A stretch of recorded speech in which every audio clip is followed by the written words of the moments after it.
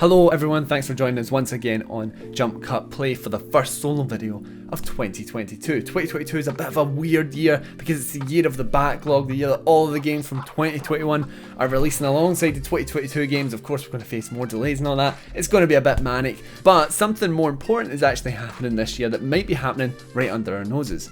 I believe this is the year that the VR creeps its way into the mainstream zeitgeist of gaming culture, and I say that for a few reasons. If you've watched the channel for a while, you'll know that myself and Kyle are big fans of VR, but it also feels like a bit of a niche sector of gaming. As I've seen in the last few weeks, there's been a massive spike in the sales of the Oculus or the Meta Quest 2, this small VR piece of tech that is now populating a lot of homes over Christmas, and that'll probably be because they can't get PS5s or Xboxes, but it doesn't matter, they're still buying this. And I was actually one of those people. I got rid of my bundled mess of wires that is a PSVR for the Oculus Quest 2. I've been trying it out quite a bit over the last couple of weeks and I have been loving it. This rise in popularity doesn't just come on its own. We've seen recently the kind of weird half unveiling of the PSVR2, as well as whatever the hell's going on with this Meta VR stuff where they're shopping, because apparently, you know, shopping in real life isn't boring enough. Now, I get that the Quest 2 has been out for a little bit now. It's not particularly new, it's not that old either, but it's not something that you go, oh, this is the new thing that's just come out today and that's why VR is changing. No, that is not the case. I think it's all about a mind frame, a kind of perspective on VR, because for so long this has been looked upon as the future of gaming, but the far future, not something that's entirely possible right here and right now. And that kind of viewpoint and possibility has really come down to the ease of access, which splits into two different sectors. I've just done two different sectors, and those are a monetary sector of accessibility as well as the physical ease of access. We've talked about the state of PSVR, the nature of plugging in this and plugging in that, and for me that is partly the reason why eventually I had a decline in the amount I played it and it was eventually just sitting in my cupboard. That's because you want to play a game that's maybe like a 20 minutes, half an hour kind of experience. You're not going to spend 10 minutes digging that out and setting it all up unless you have it dedicated, you know, set up and ready to go.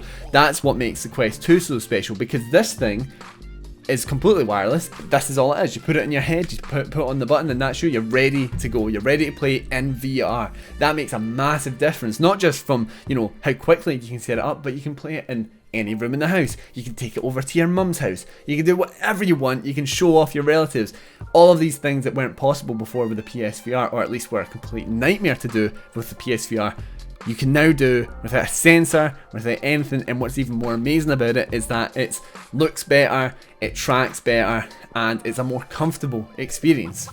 PSVR 2, on the other hand, is not quite as accessible when it eventually comes out. It's said to be using just one single wire, but that makes a massive difference compared to the PSVR. And of course, that then comes with the added caveat of additional features like 4K HDR and apparently even rumbling on your face, because yeah, okay. Now that is just the way technology works. It gets better, faster, sleeker, cheaper hopefully, and I'm hoping that that's kind of the stage we're getting to in 2022. The price can be a point of contention. The Quest 2 on its own sets you back £300. Now that might seem like a lot, and it is in many respects, but in others, not so much. When you consider that the PSVR was what, £350?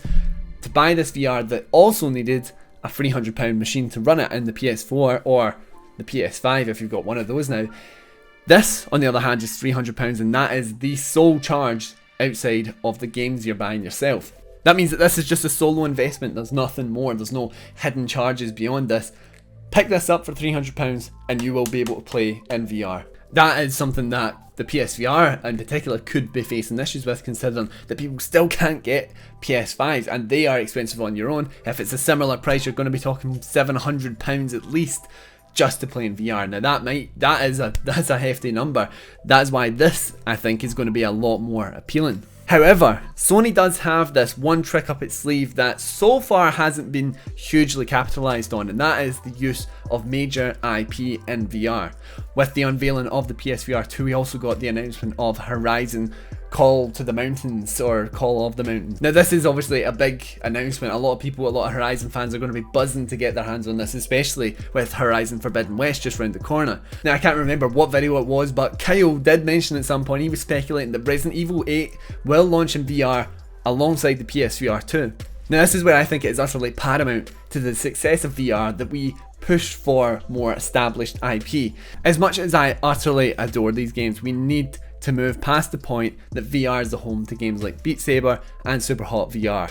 Those are fantastic games. They may have sold a lot of you on VR, they sold me on VR, but they might not sell newcomers to VR, because when you think of it in the perspective of you want to buy a new piece of kit, you're going, right, okay, what makes me want to buy this thing for £300 or £700 if you're going all out in the PS5 and the PSVR2, assuming its price?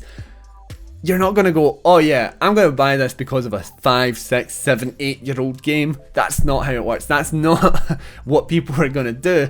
Those games are still going to be there. I'm not saying delete them from the stores, but we need a new big title. The games that push the medium forward, the games that sell, the games that draw more eyes to VR. Now I'm going to sound a bit like a Sony salesman here, but I really do think it's quite amazing that Sony have had a focus in VR and maintained that they are pushing forward in VR, even though maybe the numbers don't see, they see it as a success, but it's not going to be a crazy success. If you talk of the fact that, oh, so many people bought this console, how many of those people are going to buy VR, and then how many people are going to stick with it and spend the money on it?